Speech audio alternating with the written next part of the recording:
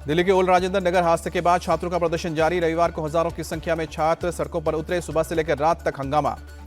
प्रदर्शनकारियों ने बेसमेंट में 3 छात्रों की मौत के मामले में कड़ी कार्रवाई की मांग की। कहा कि जब तक ठोस कार्रवाई नहीं होगी वो सड़कों पर ही बने रहेंगे। दिल्ली पुलिस और एमसीडी के अधिकारियों ने आंदोलनकारी छात्रों को समझाने की कोशिश की, धरना खत्म करने की अपील।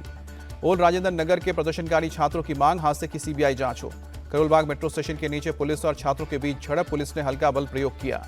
राजेंद्र नगर हादसा मामले के बाद एमसीडी का एक्शन। इलाके में 13 कोचिंग सेंटर के बेसमेंट सील किए गए। नियमों के उल्लंघन पर कार्रवाई। राव कोचिंग के मालिक और कोऑर्डिनेटर 14 दिन तक न्यायिक हिरासत में भेजे गए। गिरफ्तारी के बाद पुलिस ने कोर्ट में पेश किया। हादसे की जांच में पूरा सहयोग करेंगे, राव कोचिंग ने दिया भरोसा। आज आम आदमी पार्टी के दफ्तर के बाहर प्रदर्शन करेगी बीजेपी। ओल्ड राजेंद्र नगर हादसे के विरोध में प्रदर्शन होगा। प्रदर्शनकारी छात्रों को मिली बीजेपी नेता शाजिया इल्मी। कहा कि विधायक दुर्गेश पाठक और मेयर शैली ओबरॉय से सवाल होना चाहिए। दिल्ली सरकार कभी एलजी तो कभी किसी दूसरे को कोसती रहती है। शाजिया इल्मी ने साधा निशाना। दिल्ली सरकार के बड़े अधिकारियों पर एफआईआर दर्ज होनी चाहिए। राज्यसभा सांसद स्वाति मालीवाल की मांग। एमसीडी मेयर शैली ओबरॉय के घर के बाहर एबीपी का प्रोटेस्ट। शैली के पोस्टर पर पोती का लिख। केजरीवाल सरकार पर बरसे वीरेंद्र सचदेवा। कहा कि पूरी दिल्ली को बर्बाद कर दिया। पिछले 2 महीने से हम ड्रेनेज सफाई नहीं होने का मुद्दा उठा रहे हैं, लेकिन सुनवाई नहीं हुई। वीरेंद्र सचदेवा का आरोप। बीजेपी सांसद बांसुरी स्वराज का बयान। राव कोचिंग में 3 छात्रों की मौत हुई है। आपराधिक लापरवाही का मामला है। राजेंद्र नगर हादसे में जान गंवाने वाले श्रेया यादव का आज यूपी के अंबेडकर नगर में अंतिम संस्कार होगा। सीएम के निर्देश पर शोकाकुल परिजनों से मिले जिला प्रशासन के अधिकारी। यूपी के मंत्री गिरीश चंद्र यादव और सतीश शर्मा भी छात्रा के घर पहुंचे, परिजनों को ढांढस बताया। संसद सत्र के 6ठे दिन आज दोनों सदनों में हंगामा कर सकता है विपक्ष। राजेंद्र नगर की घटना पर भी मच सकता है बवाल। एमपी के कांग्रेस चीफ जीतू पटवारी का बयान है। दिल्ली कोचिंग हादसे से एमपी के सीएम सबक लें। महिलाओं के हक और हिस्सेदारी के लिए कांग्रेस आज से शुरू करेगी देशव्यापी आंदोलन। दिल्ली के जंतर मंतर से शुरू होगा आंदोलन।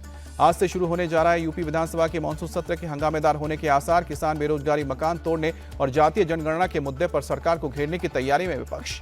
यूपी के विधानसभा का मानसून सत्र 2 अगस्त तक चलेगा। 30 जुलाई को बजट पेश करेगी योगी सरकार।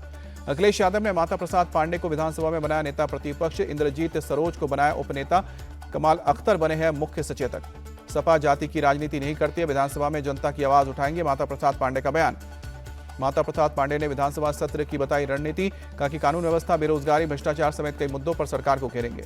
सपा विधायकों के साथ अखिलेश यादव ने की बैठक। रविदास मल्होत्रा बोले, विधानसभा में जनता के मुद्दे उठाएंगे। मानसून सत्र से पहले यूपी सरकार ने की सर्वदलीय बैठक। मंत्री ओपी राजभर बोले, जनता के सभी मुद्दों पर बात होगी। विधानसभा सत्र को लेकर बोली बीएसपी चीफ मायावती, भाजपा अपने अंदरूनी कलह को अलग रखकर सदन चलाए तो जनता के हित में होगा। बुलडोजर एक्शन पर बोली मायावती, लोगों को उजाड़ने के बजाय लोगों के जीवन सुधारने पर ध्यान दे सरकार।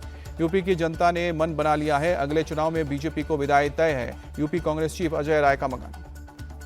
बीजेपी मुख्यमंत्रियों की बैठक में $5 ट्रिलियन की इकोनॉमी, सुशासन के एजेंडे और विकास कार्यों पर हुई बात। मुख्यमंत्री ने दिया प्रेजेंटेशन। बैठक में पीएम मोदी ने जताया विश्वास। कहा कि केंद्र और राज्य सरकार काम करेंगे तो विकसित भारत का लक्ष्य हासिल होगा।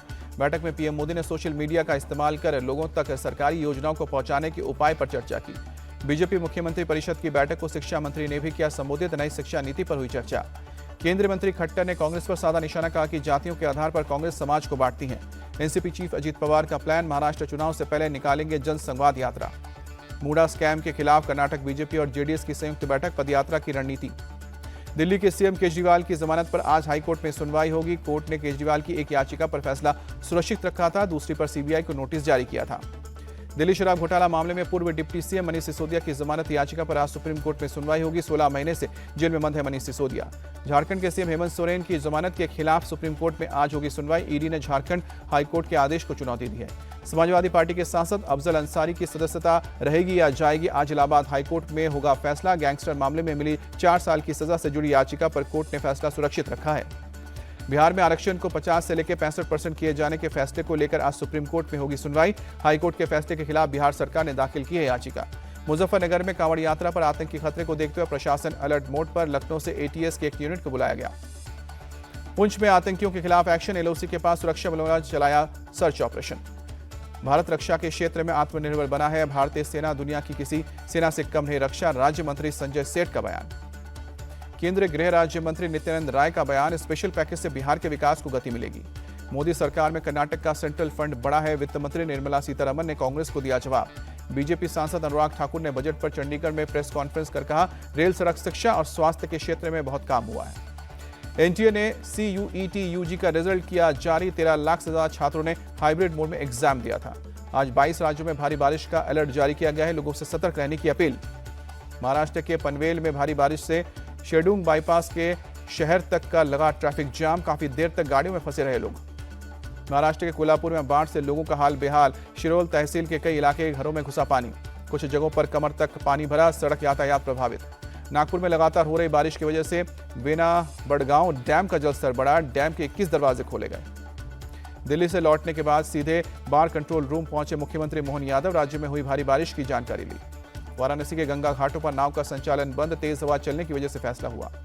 बीएसपी चीफ मायावती का बयान। यूपी में बाढ़ प्रभावितों को तत्काल सरकारी मदद की जरूरत है, लेकिन सरकार का उदासीन रवैया चिंता की बात है।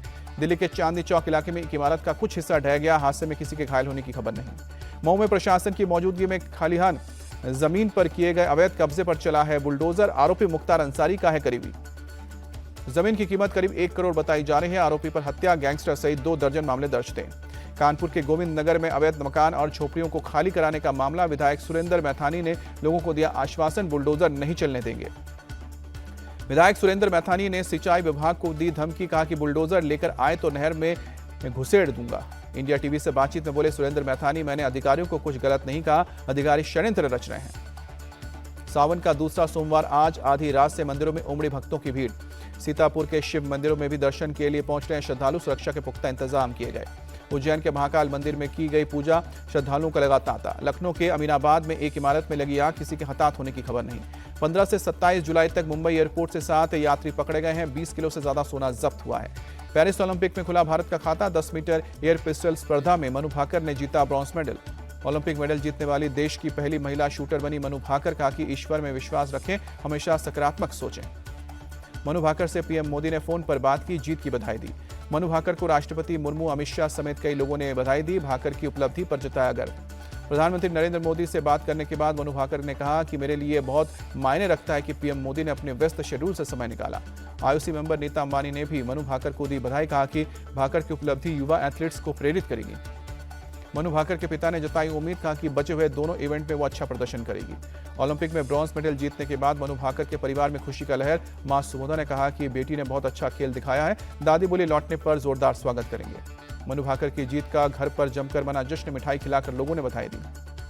मनु भाकर के कोच जसपाल राणा ने कहा कि मनु की कड़ी मेहनत रंग लाई है, मेरे लिए गर्व का क्षण है। मनु ने सिर्फ हरियाणा ही नहीं पूरे देश को गर्व से भर दिया है। सीएम नायब सिंह सैनी का बयान।